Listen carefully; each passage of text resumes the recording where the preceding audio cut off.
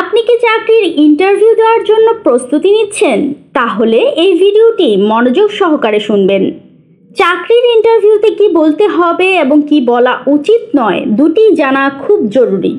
এমন কিছু বাক্য আছে যা প্রথম সাক্ষাতে বললেই আপনাকে আত্মকেন্দ্রিক, নিরাপত্তাহীন মনে হতে পারে। ইন্টারভিউয়ারের সাথে কথোপকথনের সময় আপনি যে শব্দ এবং বাক্য ব্যবহার করেন তা আপনার কোম্পানিতে যোগদানের সম্ভাবনাকে প্রভাবিত করে।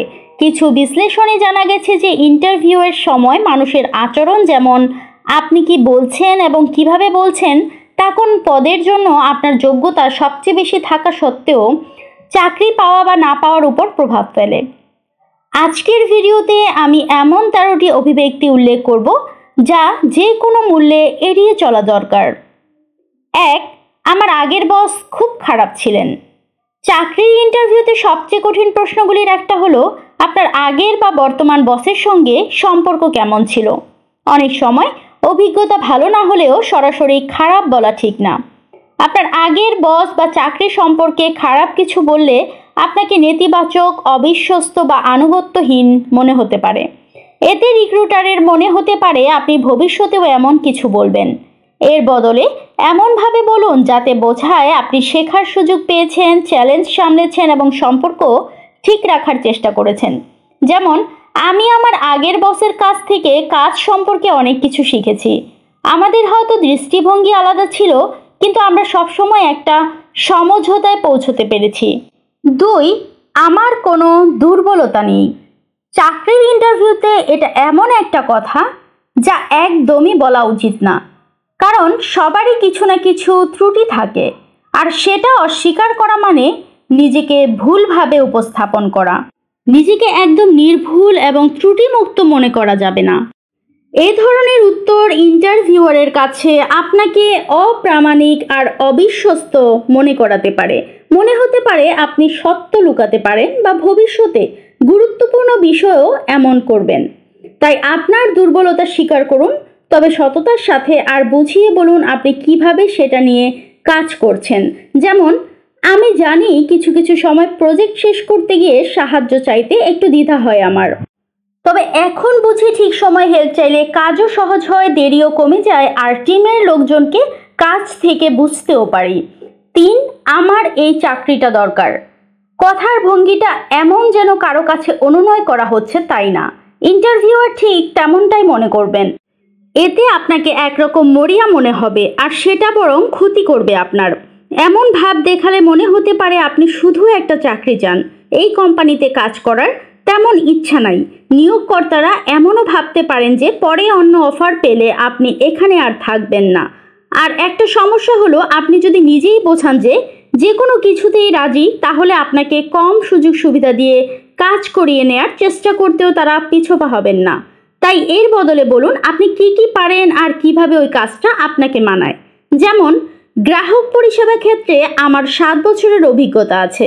আমি নিজেকে একজন বিশ্লেষণাত্মক, উদ্যোগী ও সহানুভূতিশীল ব্যক্তি ভাবি, যে মন দিয়ে অন্যের কথা শুনতে পারে। এই স্কিলগুলি রোজ কাজেই লাগে যখন মানুষের সঙ্গে ডিল করতে হয়। 4. আমি পারফেকশনিস্ট বা আমি ভীষণ নিখুঁতভাবে কাজ করি। পারফেকশনিস্ট শব্দটি এমন একটি শব্দ যা সন্দেহের উদ্রেক করে, এবং এটি একটি বহুল ব্যবহৃত মিথ্যার মতো শোনায়। যিনি ইন্টারভিউ নিচ্ছেন তিনি ভাবতে পারেন আপনি আসল দুর্বলতাটা ঢাকার চেষ্টা করছেন। অনেকে যখন তাদের দুর্বলতা সম্পর্কে জিজ্ঞেস করা হয় তখন এই উত্তর দেন। এর কাছাকাছি কিন্তু আরেকটু স্মার্ট উত্তর হতে পারে ঠিক এরকম: আমি খুব ডিটেলে কাজ করি, খুঁটিনাটি সব খেয়াল রাখি, মাঝে মাঝে এ কারণে কাজ শেষ করতে একটু বেশি সময় লেগে যায়, তবে আমি চেষ্টা করছি যাতে কোয়ালিটি ঠিক রেখে কাজটা সময়ে শেষ করা যায়। একটা ব্যালেন্স আনার চেষ্টা করছি। 5. আমার টিমে আমি সেরা ছিলাম। আপনার সম্পর্কে বলুন ইন্টারভিউয়ের সবচেয়ে কঠিন প্রশ্নগুলির একটা। এটা ঠিক যে আপনি আপনার ভালো কাজগুলি বা অন্যদের চেয়ে কোথায় আপনি আলাদা সেটা বলতে চাইবেন, কিন্তু খেয়াল রাখুন যেন বেশি ভাব দেখাতে গিয়ে বাড়াবাড়ি না হয়ে যায়, তাহলে আপনাকে দাম্ভিক মনে হতে পারে।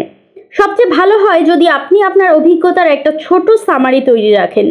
সেখানে বলুন আপনি কী ধরনের কাজ খুঁজছেন আর ইন্টারভিউয়ের পদের সাথে সেটার মিল কোথায়। একটা সহজ উত্তর যা প্রায় সব জায়গায় কাজে দেবে সেটা হতে পারে ঠিক এরকম: আমি একজন ড্যাশ প্রায় 1.5 বছরের কাজের অভিজ্ঞতা আছে আমার। আগে আমি ড্যাশ কাজের দায়িত্বে ছিলাম আর সেখান থেকে ড্যাশ স্কিলগুলির মতো দক্ষতা অর্জন করেছি। আমার মনে হয় এই দক্ষতাগুলি কোম্পানির খুব কাজে আসবে। ড্যাশে আপনার পেশা, কত বছর, সব কিছু আপনি বলবেন। 6, আমার কোনো অভিজ্ঞতাই নেই। সৎ থাকা ভালো, কিন্তু ইন্টারভিউতে সরাসরি এটা বলে দিলে চাকরিদাতাদের কাছে কিন্তু ব্যাপারটা ভালো শোনায় না। এটা একটা রেড ফ্ল্যাগের মতো, আর তারা ভাববে পদের জন্য যে জ্ঞান দরকার তা আপনার নেই। তাহলে অভিজ্ঞতা না থাকলে ইন্টারভিউতে কি বলবেন? বুদ্ধি করে আপনার সেই স্কিলগুলির কথা বলুন যা ওই পদের সাথে যায়, আর দেখান যে আপনি শিখতে খুব আগ্রহী। আপনি যদি ছাত্র হন বা প্রথম চাকরি খুঁজছেন, তাহলে ইন্টার্নশিপ বা প্রাসঙ্গিক কোনো ভলান্টিয়ার কাজের অভিজ্ঞতা থাকলে সেটা বলুন। আমি এক্স প্রোগ্রামটা ভালো পারি, আর এক্স ভাষায় আমার এক্স লেভেলের দক্ষতা আছে। আমি এক্স কোম্পানিতে ইন্টার্নশিপ করেছি। আমি আপনাদের টিমে কাজ করতে আর শিখতে খুব আগ্রহী, আর এখন আমি পদের জন্য জরুরি এক্স স্কেলের উপর একটা কোর্সও করছি। 7, আমার সিভি থেকে দেখে নিন। ইন্টারভিউতে আপনার সিভি থেকে কোনো প্রশ্ন আসতে পারে, কিন্তু তার উত্তরে এটা বলা একদমই ঠিক হবে না। যিনি ইন্টারভিউ নিচ্ছেন তিনি আসলে আপনার মুখ থেকে শুনতে চান যে ওই অভিজ্ঞতা বা স্কিল নিয়ে আপনার কি বলার আছে বা আপনি কিভাবে কাজ করেন। আবার সিভিতে যা লেখা আছে শুধু সেটাই মুখে বলাটাও কিন্তু যথেষ্ট নয়। আসলে তারা চায় আপনি বিষয়টা নিয়ে আরেকটু গুছিয়ে বলুন। ধরুন প্রশ্নটা আপনার আগের কাজের অভিজ্ঞতা নিয়ে, আপনি এভাবে বলতে পারেন, এক্স কোম্পানিতে কাজ করার সময় আমার দায়িত্ব ছিল এক্স।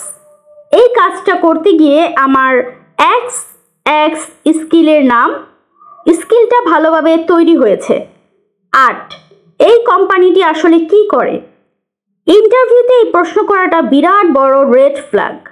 এটা শুনেই বোঝা যায় আপনি কোম্পানির ব্যাপারে কিছুই জানেন না, আর ইন্টারভিউয়ার ভাববেন যে এই চাকরিটায় আপনার তেমন আগ্রহ নেই। ইন্টারভিউতে ভালো করতে হলে আপনি যে কোম্পানি আর পদের জন্য আবেদন করছেন সে বিষয়ে একটু রিসার্চ করে যাওয়াটা কিন্তু খুবই জরুরি, আর এটা সব সময় আগেই করে রাখা উচিত। হ্যাঁ, পদের বিবরণে এমন কিছু থাকতে পারে যা আপনার কাছে পরিষ্কার নয়, সেক্ষেত্রে প্রশ্নটা এভাবে গুছিয়ে বলতে পারেন, আমি জেনেছি যে আপনাদের কোম্পানি এক্স সেক্টরে কাজ করে আর এর প্রায় এক্স বছরের অভিজ্ঞতা আছে। পদের বিবরণে দেখলাম যে এখানে মূলত এক্স এরিয়া নিয়ে কাজ করতে হবে, কিন্তু আপনি কি এক্স কাজটা নিয়ে আরেকটু বুঝিয়ে বলতে পারবেন? 9, আমার খুব নার্ভাস লাগছে, আমি একটু অস্বস্তি বোধ করছি। জীবনে কখনো না কখনো নার্ভাস আমরা সবাই হই, কিন্তু ইন্টারভিউতে এইচআর বা ইন্টারভিউয়ারকে এটা বলাটা বুদ্ধিমানের কাজ না, কারণ তারা আপনাকে আত্মবিশ্বাসী নয় এমন একজন ভাবতে পারে যিনি চাপ সামলাতে পারেন না। আজকাল বেশিরভাগ চাকরিতেই চাপ সামলানোর ক্ষমতা আর যে কোনো পরিস্থিতিতে মাথা ঠান্ডা রাখাটা জরুরি। আপনি নার্ভাস এটা বললে ঠিক তারা উল্টোটাই প্রমাণ হয়। তাই এই কথাটা মনে মনেই রাখুন, আর বরং এই কৌশলটা কাজে লাগান। লম্বা শ্বাস নিন, মনে মনে 1-1-এ 5 গুনুন, আর ধীরে ধীরে গুছিয়ে কথা বলার চেষ্টা করুন। এতে মাথাটা গুছিয়ে নিতে আর টেনশন কমাতে সুবিধে হবে। 10, আমি জানি না বা আমার কোনো আইডিয়া নেই।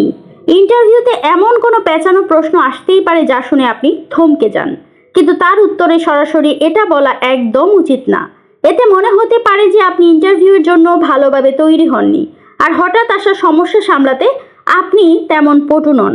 তাই সরাসরি জানি না না বলে বরং এমন একটা বাক্য ব্যবহার করুন যাতে উত্তরটা মনে মনে গুছিয়ে নেওয়ার একটু সময় পাওয়া যায়। যেমন, আমার কাছে এই প্রশ্নটির গুরুত্ব অনেক, আমার মনে হয় যে। এরপর আপনার উত্তর শুরু করুন। 11, স্যালারি কত পাবো? হ্যাঁ, চাকরি তো মানুষ টাকা আয়ের জন্যই করে, এটা ঠিক, কিন্তু প্রথম ইন্টারভিউতেই, বিশেষ করে শুরুতেই এই প্রশ্নটা না করাই ভালো। এতে একটা খারাপ ধারণা তৈরি হয়। ইন্টারভিউয়ার ভাবতে পারেন আপনার কাছে টাকাই সব, কাজটা বড় নয়। ছুটি বা বোনাসের ব্যাপারেও একই কথা, এগুলো নিয়ে একেবারে শুরুতে কথা বলা ঠিক না, বরং পরের দিকের আলোচনার বিষয়। অবশ্যই ইন্টারভিউয়ার নিজ থেকে বললে আলাদা কথা। যদি তারা নিজ থেকে তা বলেন তাহলে ইন্টারভিউর একদম শেষে যখন কাজটা নিয়ে সব পরিষ্কার হয়ে গেছে তখন সরাসরি বেতন না জিজ্ঞেস করে বলুন, এভাবে সুবিধাগুলো নিয়ে জানতে চাইতে পারেন। কাজটা নিয়ে আমাদের যা কথা হলো সব মিলিয়ে আমার খুব ভালো লেগেছে। এবার আমি যদি কোম্পানির বেতন কাঠামো আর অন্যান্য সুযোগ সুবিধাগুলো নিয়ে আরেকটু জানতে পারতাম তাহলে ভালো হতো। 12, আমার কোনো প্রশ্ন নেই। ইন্টারভিউ শেষে ইন্টারভিউয়াররা প্রায়ই জিজ্ঞেস করেন আপনার কিছু জানার আছে। আপনি হয়তো অবাক হবেন, কিন্তু এই ক্ষেত্রে না বলাটা অনেক সময় হ্যাঁ বলার চেয়েও খারাপ হতে পারে, কারণ এতে মনে হয় কোম্পানি বা কাজের পরিবেশ নিয়ে আপনার কোনো আগ্রহ বা কৌতূহলই নেই। কাজটার প্রতি আপনার যে আসল আগ্রহ আছে তা দেখানোর সবচেয়ে ভালো উপায় হলো পদটা বা কোম্পানির কাজকর্ম নিয়ে একটি দুটি প্রশ্ন করা। যদি তখন চট করে মাথায় কিছু না আসে তাহলে এই ধরনের প্রশ্ন করতে পারেন। এখানে সাধারণত কাজের দিনটা কেমন কাটে? কোম্পানির কি কর্মীদের স্কিল বাড়ানোর জন্য কোনো সুযোগ দেয়? এই কাজের জন্য বা এই পদের জন্য কোন সফটওয়্যারগুলি বেশি ব্যবহার করা হয়? 13, আমার ইন্টারভিউ কেমন হলো?